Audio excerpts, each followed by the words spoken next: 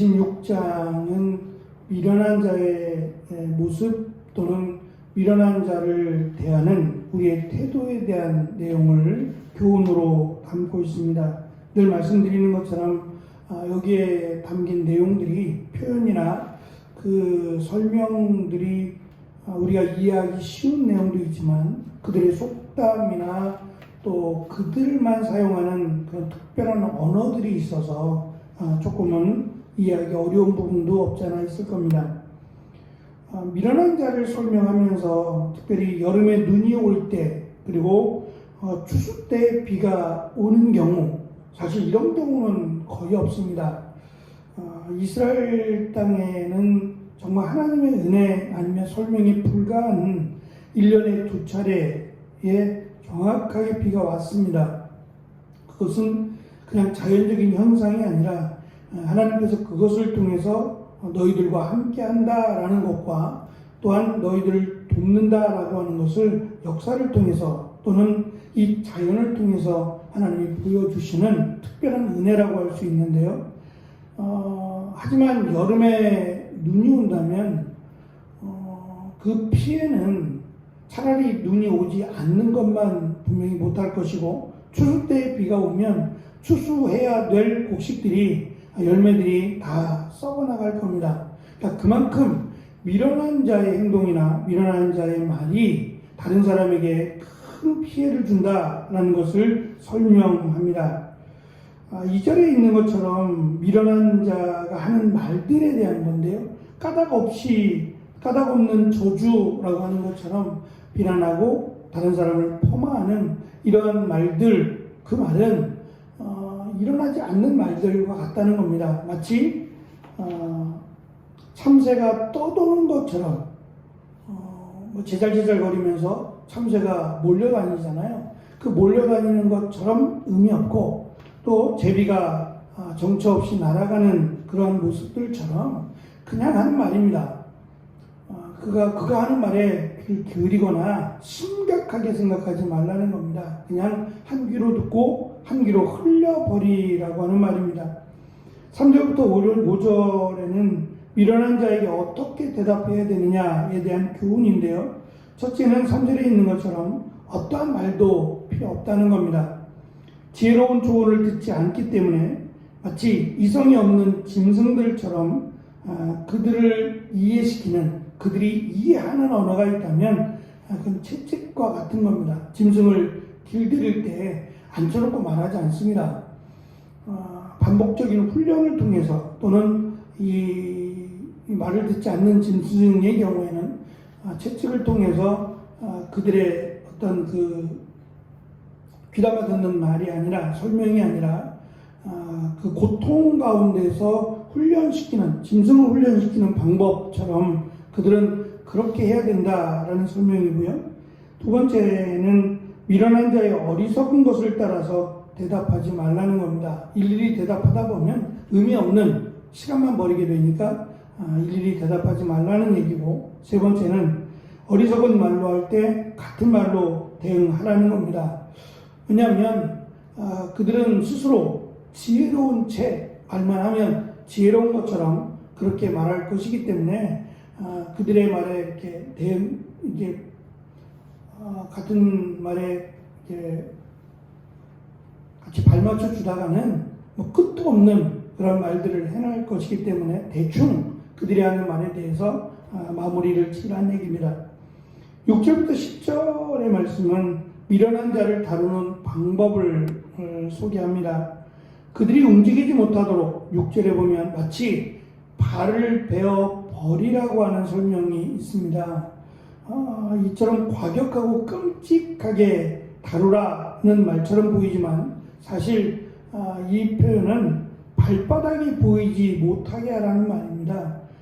당시 그들에게 있어서 이 발바닥을 보인다는 것은 굉장히 수치스러운 일로 여겨왔습니다. 더럽기도 하지만 그것을 보임으로 인해서 자신의 가장 더러운 부분을 보이기 때문에 수치스러운데, 이들이 하는 행동이나 말이 수치스러운, 다른 사람에게 무한하게 하거나 그 이상의 수치와 모욕을 주기 때문에 발바닥을 보이지 못하도록 하라는 말은 오래 있지 말라는 말입니다. 예를 들면 그들이 앉아서 이야기를 하는데 그 이야기 시간이 길어지면 다리를 이렇게 꼬을 수도 있잖아요. 이 다리를 꼬게 되면 발바닥이 자연스럽게 보여지니까 그럴 여유를 주지 말라는 얘기입니다. 오랫동안 그들과 대화하지 말라는 얘기고 빨리 그들과 헤어지라는 말을 발을 베어버리라고 하는 과격해 보이는 표현을 통해서 표현을 사용해서 설명한 겁니다. 두 번째 7절에 보면 미련한 자의 잠언이라고 소개합니다. 잠언이라고 말할 것도 없는데 그들 스스로가 자신이 하는 말을 잠언으로 여길 때에 그 말을 따르지 말라는 겁니다. 빈수레가 요란하다라고 하는 우리의 속담처럼 그가 사람을 가르치려고 하는 것을 허락하지 말라는 겁니다. 세 번째, 미련한 자에게는 절대 영예를 주지 말라고 강조합니다. 칭찬은 고래도 춤을 추게 한다라고 하는 말이 있습니다. 하지만 미련한 자에게 칭찬하는 것은 마치 그에게 물매의 돌을 얹어주는 것과 같다라는 설명으로 오히려 위험해지는 겁니다. 그를 칭찬하는 것은 그를 바르게 인도하는 것이 아니라 오히려 그를 더 나쁘게 만드는 그런 결과를 가져오기 때문에 칭찬하지 말라는 얘기고요. 9절에 보면 미련한 자의 잠언은 마치 술 취한 자가 손에 든 가시나무 같다라고 하는 표현을 사용해서 술에 취한 사람이 우리가 생각하는 가시나무가 아니라 사실은 거의 무기와 같은 이 중동 지방이나 이 더운 지역에 사는 가시나무는요 마치 거의 이쑤시개를 이렇게 꽂아놓은 것 같아요.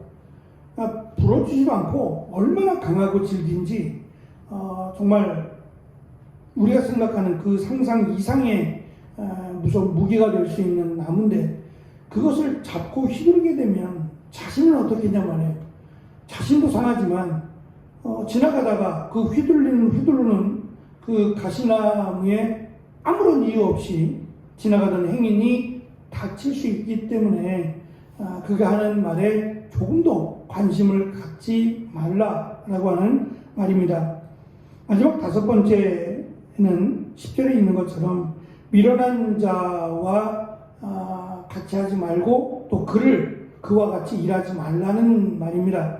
장인이라는 표현을 써서 어떠한 부분에 숙련된 기술자가 여러 가지 다양한 일들을 가슴에 벅차도록 일을 지금 하고 있다고 해서 그 숙련된 장인들이 해야 되는 그 일을 지나가는 사람을 붙잡아서 이거 같이 하자고 시키는 사람이 어디 있겠냐는 말이죠.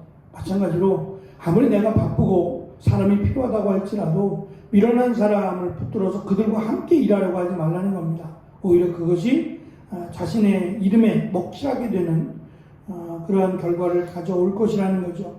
11절과 12절은 왜 그런지에 대한 결론적인 설명입니다. 왜 미련한 자가 이렇게 어리석은 모습을 보이고 또 미련한 자들을 이렇게 다뤄야 하는지에 대한 결론의 말씀으로 미련한 자는 실수 또는 실패를 통해서 배우지 못한다는 겁니다. 적어도 어리석지 않은 사람들, 적어도 평범한 사람이라면 실수나 실패를 통해서 충분히 자신의 어리석었던 모습이나 자신의 부족한 모습을 깨닫고 배워나간다는 거죠.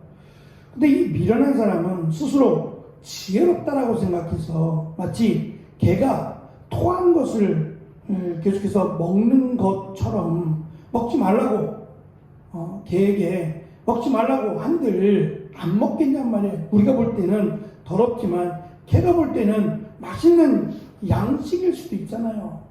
그러니까 미련한 자에게는 이 자기들이 행하는 것들이 마치 너무 좋고 너무 행복해서 막을래야 막을 수 없다는 거예요. 그 결정적인 이유가 내가 하는 일이 내가 지금 말하고 하는 것이 자신 스스로 생각할 때 매우 만족할 만한 지혜롭다라고 여긴다는 거예요. 스스로 지혜롭다라고 여기는 사람은 어떻게 말리겠냐는 거죠. 문제는 거기 그 사람의 말이나 그 사람의 행동에 휩싸이게 되는 사람이 문제라는 겁니다. 그러니까 내버려 두라는 거예요. 절대 그 사람에게 어떠한 반응도 보이지 말고 그 사람을 칭찬하지도 말고 그 사람의 말에 현혹되지도 말라는 거예요.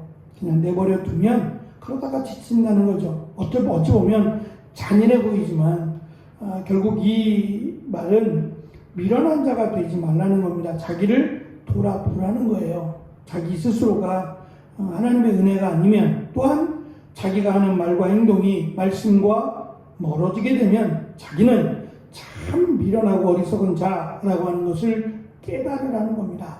그래서 그들과 같이 하지 말라라고 하는 말씀이기도 하지만 또한 내가 미련한 자가 아닌지 내가 어리석은 자가 아닌지 이 말씀을 통해서 자신을 스스로 돌아보고 오히려 그 미련함을 버리고 하나님의 말씀 앞에 가까이 나아가라고 하는 그런 권면과 또 교훈의 말씀이라고 생각합니다. 스스로 돌아볼 수 있는 자가 지혜의 여지가 있다라고 하는 말씀 앞에서 우리를 돌아보고 또 우리의 부족함이 하나님의 은혜 가운데 또 말씀으로 잘 채워져가는 복된 하루가 되어지시기를 축원합니다. 기도하겠습니다.